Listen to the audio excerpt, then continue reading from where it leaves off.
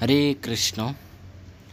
আমি আছি সঞ্জয় দাস। আপনারা দেখছেন কৃষ্ণ দয়ার সাগর ইউটিউব চ্যানেল। ভিডিওতে লাইক, কমেন্ট, শেয়ার, সাবস্ক্রাইব করবেন। হরে কৃষ্ণ। কম্বলটা যদি আমি জড়াই তাহলে তো শীত থেকে বাঁচবো। পড়ে আছে কম্বল, আমাকে তো শীত থেকে বাঁচাবে না। তো ধর্ম আছে, আমিও আছি।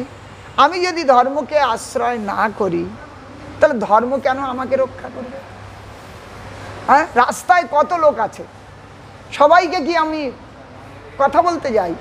পরিচিত হলে তাহলে আমরা বিশেষ কথা বলি, অপরিচিত হলে যদি কথা বলি তো কেমন ভালো আছেন মন্দ আছেন এই পর্যন্তই কথা হয়।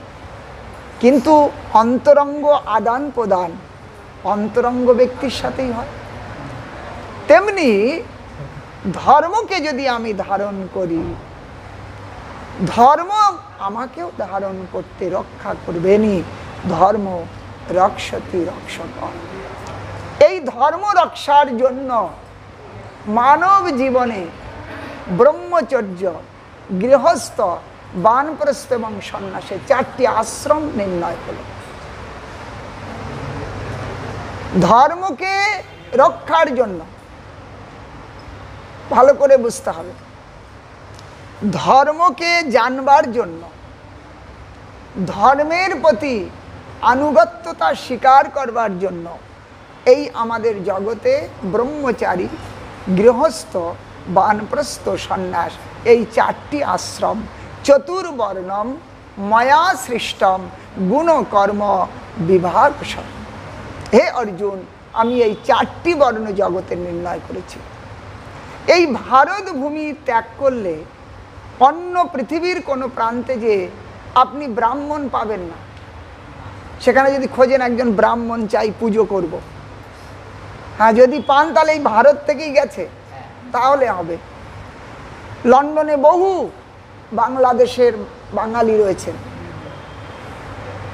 তাদের কাছে পূজা পাঠ তারা পূর্ব রীতি রেওয়াজ অনুসারে করেন। কিন্তু কারা কে করেন? সেও এই কোনো ব্রাহ্মণ সেখানে আছেন, তিনি করেন। কিন্তু তাদের দেশে তাদের জন্য যদি বলা যায় একটা ব্রাহ্মণ আমার দরকার, সেখানে নাই। এটা কেবল ভারত ভূমিতে এই চতুর্বর্ণ এখানে বিরাজমান। এখন দেখুন, 1 থেকে 25 বৎসর পর্যন্ত আমাদের ব্রহ্মচারী জীবন বলা হয়েছে। সে যদি গুরুগৃহে যায় বা স্কুল কলেজে পাঠ্যশালার পাঠ্যপুস্তকের উপরে অধিকার করেন, তো ওটা মোটামুটি আমরা 25 বৎসর পর্যন্ত। এই 25 বৎসর পর্যন্ত সে তার জাগতিক বিদ্যা হোক, পারমার্থিক বিদ্যা হোক, যে কোনো বিদ্যার উপরে একটা ভর করে সে দাঁড়াবে। এরপরে 25 থেকে তার গৃহস্থ জীবনে যাওয়ার অধিকার। 25 বৎসরের ঊর্ধ্বে গৃহস্থ জীবনে যাবে। তাহলে এই যে 25 বৎসর তুমি যে আগে যাবে, কি করে যাবে? তার শিক্ষাই 25 বছরে হবে। বুঝে গেল? আমি গৃহস্থ জীবনে যাব, গৃহস্থ জীবন যে কেমন করে জীবন কাটাবো, কি করতে হবে, তার জন্য আমি আমার মাতা পিতা আত্মীয় স্বজন তারা কিভাবে চলেছেন, হ্যাঁ গৃহস্থের কি কি নিয়ম কর্তব্য, সেগুলো আমরা আমাদের পূর্বজ থেকে সেগুলো জানছি, দেখছি। তাহলে 25 বৎসর পর্যন্ত এগুলো সব সংগ্রহ করা হচ্ছে। হ্যাঁ, আমরা আমাদের পূর্বেতে যদি যাই, ভগবান রামচন্দ্র, ভগবান কৃষ্ণ, শ্রীমান মহাপ্রভু, এমনকি ভগবত অবতার নিয়েও যখন তিনি এই জগতে এসেছেন, তিনিও এই শিক্ষাকে আদর করেছেন। ভগবান শ্রীকৃষ্ণ সান্দীপনী মুনির কাছে পৌঁছালেন উজ্জয়ন, সেখানে যে তিনি শিক্ষা অধ্যয়ন করলেন। এই শিক্ষা কেবলমাত্র আমাদের জগতের জন্য নয়, এই শিক্ষার মূল উদ্দেশ্য বিদ্যা, পরাবিদ্যাকে জানানোর জন্যই তার মূল উদ্দেশ্য হয়ে থাকবে। বিদ্যা, পরাবিদ্যা এটা জড়বিদ্যা, জড়বিদ্যার দ্বারা পরাবিদ্যা শ্রেষ্ঠ বিদ্যা, উত্তম বিদ্যাকে জানতে হবে। ভগবানকে, তিনি কোথায় থাকেন, তার লীলা বিষয় কি, এই বিরাট বিশ্ব ব্রহ্মাণ্ড সৃষ্টি কে করেছেন, কোথা থেকে হয়েছে, এগুলো কিন্তু আমাদের কাছে কোনো প্রকারের প্রশ্নের দ্বারা উত্তর করতে পারবো না। এর জন্য একমাত্র আমাদের শাস্ত্রই তার উত্তরদাতা। সেই জন্য 25 বৎসর পর্যন্ত আমরা আমাদের জীবনকে আগে যাওয়ার জন্য গড়ব। 25-এর পরে গৃহস্থ আশ্রম। গৃহস্থ আশ্রমের কেবলমাত্র থাকা খাওয়া গৃহস্থ নয়, আমি কামালাম কেবলমাত্রই নয়, এইটুকু কিন্তু গৃহস্থ আশ্রম বলেন। গৃহস্থ আশ্রম এমন কি বলা হয়েছে, শুনুন, গৃহস্থ আশ্রম 4 আশ্রমের মধ্যে শ্রেষ্ঠ। এই গৃহস্থ আশ্রম থেকে সমস্ত আশ্রমের ভরণ পোষণ হয়। এই গৃহস্থ আশ্রম, এখানে যদি কোনো ত্রুটিও হয় তাহলে অন্য আশ্রমের থেকে এই ত্রুটি সংকীর্ণ রূপে মানা হয়। বোঝা গেল? গৃহস্থ আশ্রমে যদি কোনো ত্রুটি হয় সেই ত্রুটিটা অন্য আশ্রমের থেকে। তৃতীয়ত, অন্য আশ্রম গৃহস্থ আশ্রমে পড়ে যেতে পারে, কিন্তু গৃহস্থ আশ্রমে আর পড়বার কোনো জায়গা নাই। হ্যাঁ, গৃহস্থ আশ্রম থেকে আর পড়ে কোথায় যাবে? কোনো সন্ন্যাসী তার পদস্খলিত হয়ে গৃহস্থ হয়ে গেছে, কিন্তু গৃহস্থর পদস্খলিত হয়েছে, কোথায় গেছে? আর কিছু যাওয়ার জায়গা আছে? তাহলে এখানে কোনো পতনের আর জায়গা নাই, এখান থেকে ওঠবার জায়গা, এখান থেকে ওঠবার জায়গা, এখান থেকে আর নিচে যাওয়ার জায়গা নাই। অন্য আশ্রম পড়ে যেতে পারে, কিন্তু গৃহস্থ আশ্রম নয়। এখন দেখুন, শাস্ত্রে বললেন স্বর্গ আমরা শুনেছি খুব, সেখানে বিরাট আরাম আয়েসের ব্যাপার, সেখানে ইন্দ্র থাকেন, ব্রহ্মলোকে ব্রহ্মা থাকেন। এখন এই ইন্দ্র ব্রহ্মা কারা? ইন্দ্র ব্রহ্মা আমার আপনার মতো মানুষ। আমি আপনি যেমন এই জগতে সংসার করছি, তারাও একদিন আমার আপনার মতো এই জগতে ছিলেন। জগতে যখন পুণ্য অর্জন হয়, সেই পুণ্যের প্রভাবে এক থেকে আর এক লোকে যাওয়া যায়। বলেছেন শাস্ত্রে, যদি 100 জন্ম, 100 জন্ম গৃহস্থ আশ্রম নিশ্ছিদ্র পালন করা যায়, তাতে যে পুণ্য হবে, ভালো করে বুঝতে হবে। 100 জন্ম সংসার জীবন, গৃহস্থ জীবন নিশ্ছিদ্র পালন করবার ফলে যে পুণ্য হবে, সেই পুণ্যের প্রভাবে ব্রহ্মার পদ প্রাপ্তির অধিকার প্রাপ্ত করবে। তিনি ব্রহ্মার পদ প্রাপ্ত করবেন 100 জন্ম। দ্বিতীয়, এই ধরতিতে 100 যজ্ঞ নিশ্ছিদ্র যদি তিনি সম্পন্ন করেন, তার যে পুণ্য হবে, সেই পুণ্য প্রভাবে তিনি ইন্দ্রত্ব লাভ করবেন। 100 জন্ম, সেটা অন্যতে নয়, এই গৃহস্থ আশ্রম। সেই জন্য গৃহস্থ আশ্রম উত্তম। কিন্তু যদি এখানে গৃহস্থ আশ্রমের উদ্দেশ্য আমরা ভুলে যাই, তাহলে কিন্তু আমরা পরমার্থ থেকে দূরে চলে যাব। সেই জন্য গৃহস্থ আশ্রমের কর্তব্য বলা হয়েছে, গৃহস্থ মধ্যাহ্নে ভোজন করবার পূর্বে তিনি দেখবেন কোনো অতিথি এসছেন কিনা, অথবা তিনি দরজায় দাঁড়িয়ে আওয়াজ দেবেন। আগেরকার শাস্ত্রের বর্ণন বলছি, যে আমার আওয়াজ যদি কেউ শুনতে পাচ্ছেন, যদি কেউ অভুক্ত থাকেন, আমি ভোজনে যাচ্ছি, আসুন আপনার ভোজনের ব্যবস্থা করব। গৃহস্বামী তিনি বাড়িতে যদি একটা কুকুরও পালা থাকে, তারও খোঁজ নেবেন সে ভোজন করেছে কিনা। তারপরে তিনি ভোজন করবেন। মানে গৃহস্থ ধর্মের নিয়মের কথা বলা হচ্ছে, কারণ সে তোমার উপরে ভরসা করে আছে। তাহলে তুমি যেমন 10টা 20টা প্রাণীর পালক বলে মনে করছো, তেমনি ভগবান বিষ্ণু হচ্ছেন সমস্ত বিশ্বের পালক।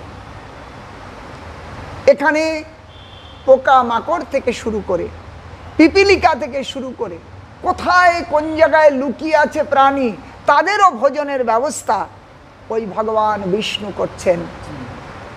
হ্যাঁ, কে কোথায় আছে? অভুক্ত কেউ নাই। এই পৃথিবীতে যে বেঁচে আছে আমি আপনি মানুষ মাত্র, কেবল কালকের জন্য সংগ্রহ করে। কিন্তু মানুষ ব্যতীত আর কোনো প্রাণী এই পৃথিবীতে কালকের সংগ্রহ নাই। কাল কি খাবে? কারোর কাছে সংগ্রহ নাই। তারা সকলেই প্রকৃতির উপরে, ভগবানের উপরে ভরসা করে আছে, আর তাদের প্রত্যেককে বাঁচিয়ে রেখেছে। অভুক্ত অবস্থায় তো নয়, তাদের প্রত্যেকের। এই যে ভূমিকাটা কার? বললেন বিষ্ণু হলেন রক্ষাকর্তা।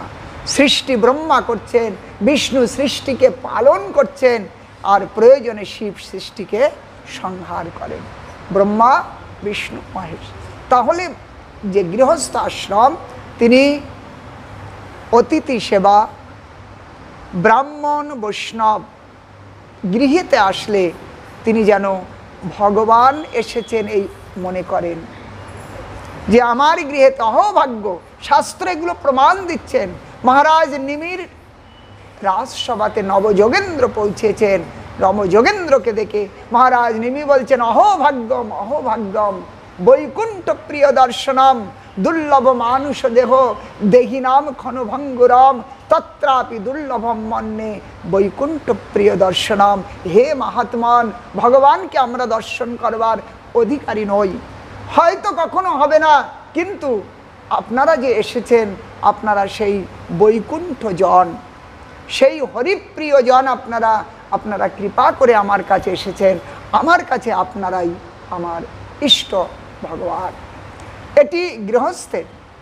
গৃহস্থ যদি 1 টাকা কামায়, তাহলে 1 টাকার মধ্যে 10 পয়সা শুভ কার্যেতে ব্যয় করবেন। শুভ কার্য বলে শাস্ত্রে বহু প্রকার বর্ণন করেছেন। গরিব দুঃখী থেকে শুরু করে, আবশ্যক ব্যক্তি থেকে শুরু করে,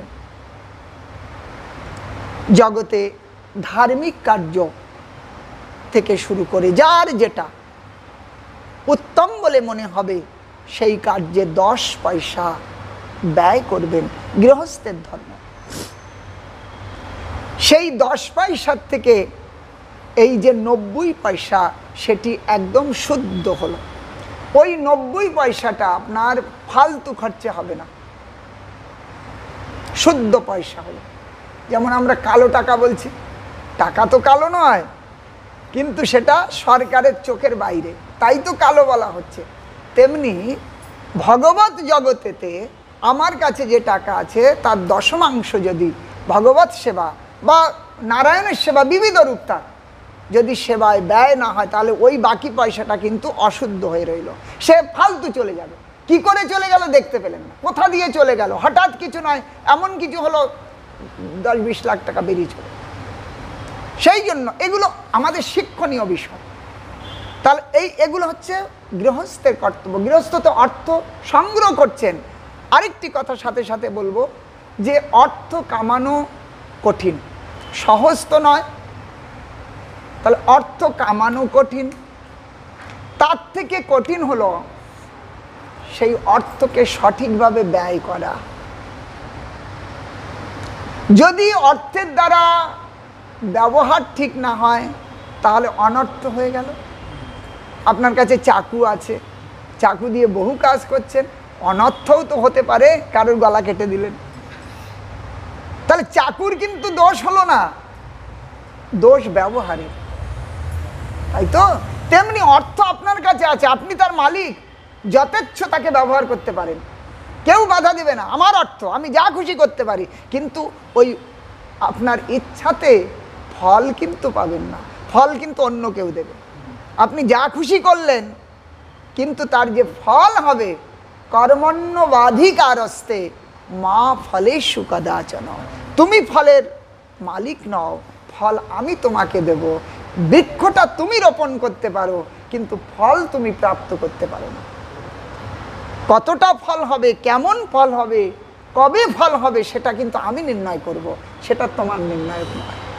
সেই জন্য আমি অর্থটাকে যা খুশি করতে পারি। আমি এক বোতল মদ খেয়ে নিলাম, কিন্তু তার রেজাল্টটা সেটা কিন্তু আমি দেব, ভগবান দেবে। অর্থ অনর্থ করল। দ্বিতীয়, অর্থ মানে লক্ষ্মী। অর্থ মানে লক্ষ্মী।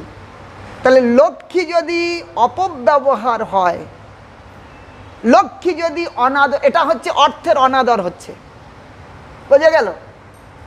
আমি যে ওই কাজ করলাম, তাহলে অনাদর করলাম লক্ষ্মীকে। তাহলে অনাদরিত লক্ষ্মী যেখানে আদর পাবে সেখানেই তো যাবে, এটা স্বাভাবিক। তখন লক্ষ্মী হয়তো দেখা যাচ্ছে এই নয়, কিন্তু যাওয়ার জন্য কিন্তু পয়েন্ট তৈরি হচ্ছে, এক এক পয়েন্ট, বোঝা গেছে? সেই জন্য অর্থ কামানো কঠিন, তার থেকে দুগুণ কঠিন তাকে ব্যয় করা। তৃতীয় হচ্ছে অর্থকে গচ্ছিত রাখা, আরো বেশি কঠিন। বাবা আয় করে গেছে, ছেলে গচ্ছিত করে রাখা তার থেকেও বেশি কঠিন। সেই জন্য এগুলো কাজ কেবল ব্রহ্মচারী, বানপ্রস্থি অথবা সন্ন্যাসীদের জন্য নয়, কেবল গৃহস্থ আশ্রমের জন্য। সেই জন্য আমরা গৃহস্থ জীবনকে কেবলমাত্র সংসার বলে নয়, কেবলমাত্র আমরা এই জগতে সংসার বসালাম নয়, আমরা প্রত্যেক পদে পদে ভগবানকে কেন্দ্র করে চলতে হবে। শেষ শব্দ বলে শেষ করব। শাস্ত্রে তাই বললেন, সমস্ত কাজের সঙ্গে ভগবানকে সাথে নিয়ে করতে হবে। ঔষধে চিন্তয়েদ বিষ্ণু, ভোজনে চ জনার্দন, শয়নে পদ্মনাভঞ্চ, বিবাহে চ প্রজাপতি। বিষ্ণুর ষোড়শ নাম উচ্চারণ প্রত্যেক পল, প্রত্যেক কাজে তুমি যেন ভগবান বিষ্ণুকে স্মরণ করতে পারো। তার জন্য ঔষধে চিন্তয়েদ বিষ্ণু, ঔষধ সেবন করবার পূর্বে ভগবান বিষ্ণুকে স্মরণ করে ঔষধ সেবন করতে হবে। ভোজনে চ জনার্দন, ভোজন প্রাপ্ত মাত্র সেটিকে আগে ভগবানের উদ্দেশ্যে প্রণাম করতে হবে, যে আমার জীবনী শক্তি। অন্নম ব্রহ্ম, অন্নটা কি? আমাকে বাঁচিয়ে রাখবে, শক্তি প্রদান করবেন। সেটি সাধারণভাবে নয়, অন্ন ব্রহ্ম। এই পৃথিবী যুগ যুগ ধরে কত অন্ন প্রদান করেছেন বলুন? হ্যাঁ, আজ পৃথিবী যদি অন্ন না দেন, যখন শাস্ত্রে আমরা পাই পৃথিবীতে অত্যাচার শুরু হলো, সেই সময় পৃথিবী তার এই অন্ন লুকিয়ে নিলেন। উৎপত্তি হচ্ছে না, অন্ন আর উৎপাদন হলো না। সমস্ত পৃথিবীর প্রজাগণ হাহাকার করতে লাগলেন। তখন ভগবান পৃথু তিনি অবতীর্ণ হয়ে আবার পুনরায় যজ্ঞ আদি বৈদিক কার্য প্রারম্ভ করলেন। তাতে পৃথিবী দেবী সন্তুষ্ট হলেন এবং পুনরায় অন্ন উৎপাদন হতে লাগল।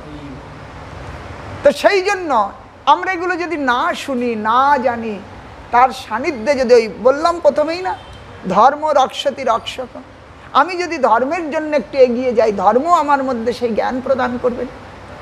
অতএব অন্ন পাওয়া মাত্র নয়, অন্নকে অন্তত কিছু না জানুন, অন্ত হাত জোড় করে তো প্রণাম করতে পারেন। সকালে বিছানা থেকে উঠবার সময় পৃথিবী মা, যার বক্ষে পা রাখছি, যিনি আমাদের সবাইকে ধারণ করে রেখেছেন, শশাগরা, এই সমুদ্র পর্বত বৃক্ষরাজি সহ কত দেশ, কত মানুষ, কত ভার, এই পৃথিবী, এই পৃথিবীর উপরে আমরা মল মূত্র পরিত্যাগ করছি। হ্যাঁ, সেই পৃথিবীতে বক্ষে তার আমরা পা দিচ্ছি প্রথম, অন্তত একবার প্রণাম করে পা রাখতে হয়। হে ধরতী মা, ক্ষমা করো। সূর্য দেখছেন, সূর্য এই পৃথিবীকে শোভা করে রেখেছেন, সূর্য না হলে কিছুই হতো না, দেখা মাত্র প্রণাম করতে হয়। তো এগুলো আমাদের স্বাভাবিক না। মিষ্ট ভাষা, আপনার ভাষা এমন হবে আপনার দ্বারা যেন সামনের ব্যক্তির কোনো হৃদয় দুঃখিত না হয়। হ্যাঁ, তাহলে এগুলো জীবন নির্বাহে কাহে না দিবে উদ্বেগ, এগুলো স্বাভাবিক জিনিস, এগুলো নৈতিক ব্যাপার। সেই জন্য অন্নম ব্রহ্ম ভোজনে চ জনার্দন শয়নে পদ্মনাভঞ্চ, শয়ন করতে যাওয়ার সময় ভগবানকে প্রণাম করে চক্ষু বন্ধ করতে হয়। না জানি কাল খুলবে কিনা, কোনো ভরসা নাই। সেই জন্য ভগবানকে প্রণাম করে শয়নে যেতে হবে। আর বিবাহে চ প্রজাপতি, বিবাহ যেমন শুভ কার্য, সেই শুভ কার্যে ভগবান প্রজাপতি, যার দ্বারা এই সংসার সৃষ্টির বিধান নির্ণয় হয়েছে, প্রজা যিনি সৃষ্টি করবেন সেই প্রজাপতি বিষ্ণু, তাকে প্রণাম করে তার কীর্তন, তার ভক্তের সমাগম, তার দ্বারা শুভ কার্যের দ্বারা বিবাহ যেমন উত্তম কার্য সম্পন্ন করা আমাদের উচিত। তো যাই হোক, এই সমস্ত সব শাস্ত্রের দিগদর্শন মাত্র, যে যতটা আমরা ওই পথে যাব আমার কল্যাণ ততটা লাভ হবে। আজ আমরা এখানে রাখবো। বাঞ্ছা কল্পতরুভ্যশ্চ কৃপা সিন্ধুভ্যেব চ পতিতানাং পাবনেভ্যো বৈষ্ণবেভ্যো নমঃ।